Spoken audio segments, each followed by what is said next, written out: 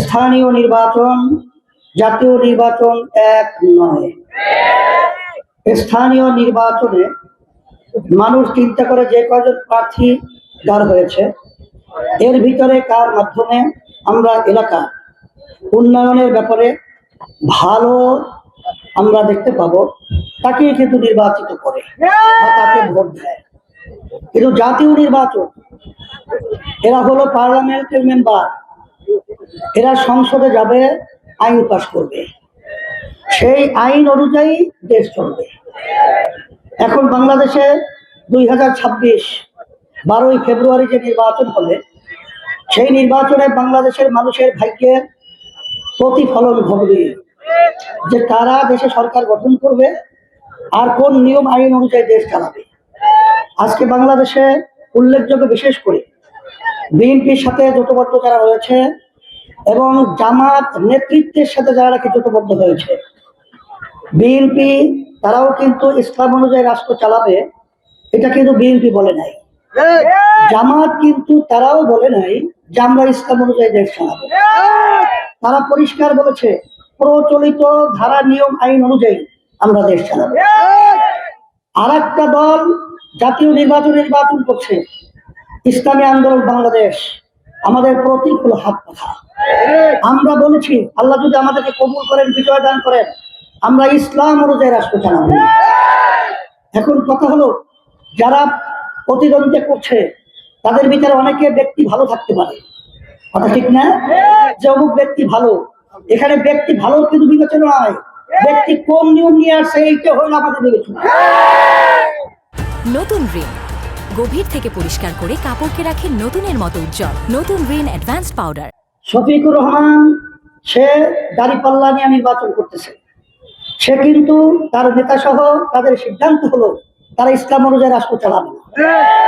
বিএনপির আমাদের শহীদুল আলম সাহেব সে বিএনপির পক্ষ থেকে নির্বাচন করছে, সেও কিন্তু বলে নাই আমরা ইসলাম অনুযায়ী রাষ্ট্র চালাবো।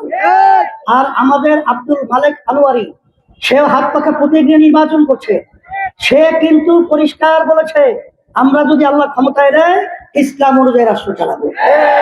এর কারণও রয়েছে, কারণ এই 54 বছর দেশ স্বাধীন হলো, যেই নীতি আদর্শের মাধ্যমে দেশ চলেছিল, আমরা এই সুন্দর দেশটাকে এদের পরিচালনায় এই আইনের মাধ্যমের কারণেই, এই আদর্শের কারণে আমাদের দেশটা 5 বার দুর্নীতির দিক থেকে, চোরের দিক থেকে তামাম দুনিয়া ফাঁস হয়েছে।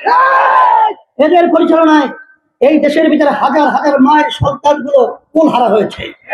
এদের পরিচালনায় এই আইনের কারণেই এই দেশ থেকে টাকাগুলো বিদেশে পাচার হয়ে বেগমপাড়া তৈরি হয়েছে। এদের এই আইনের কারণেই এই দেশে বসে অন্য দেশের প্রেসক্রিপশন অনুযায়ী দেশ পরিচালনা করেছে।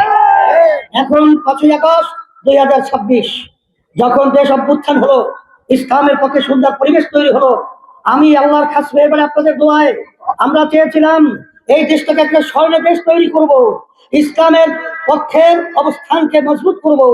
কিন্তু স্বার্থন্বেষী মহল আজকে যারাকে গাড়ি পাল্লা নিয়ে আসছে তারা বললে কি ন্যায়ের প্রতীক, ইনসাফের প্রতীক, কথা ঠিক না? হ্যাঁ, কোন ইনসাফ? এখন তো গাড়ি পাল্লার 2টা পাল্লা দেখি। পাল্লা কয়টা? এক পাল্লার ভিতরে দেখি গোপনে আমেরিকা, আর এক পাল্লা দেখি গোপনে ভারত।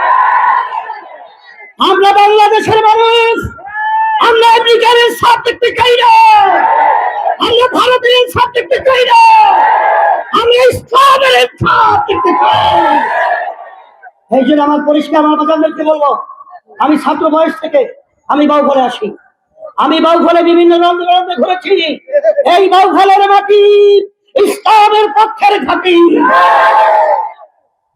আমাদেরকে ধোঁকা দিয়ে বোকা বানাবে আর ইসলামকে জবাই করবে, এটা হতে পারে না, এটা হতে যাওয়া যায় না। এই জন্য আজকে আমি এখানে আসার পরে আপনাদের স্বতঃস্ফূর্ত এই রৌদ্রের বিকেলে আপনারা উপস্থিতির মাধ্যমে আমার মন খুশিতে ভরে গেছে। বাউফলের মাটি ইসলামের ঘাঁটি।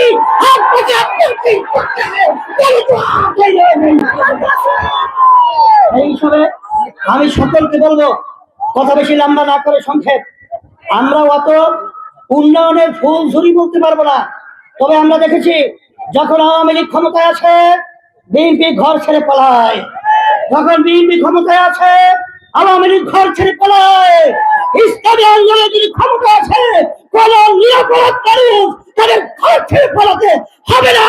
এই জমিনের মধ্যে মুখ খুলে রাখতে পারবে ইনশাআল্লাহ। এই জন্য আমি সকলকে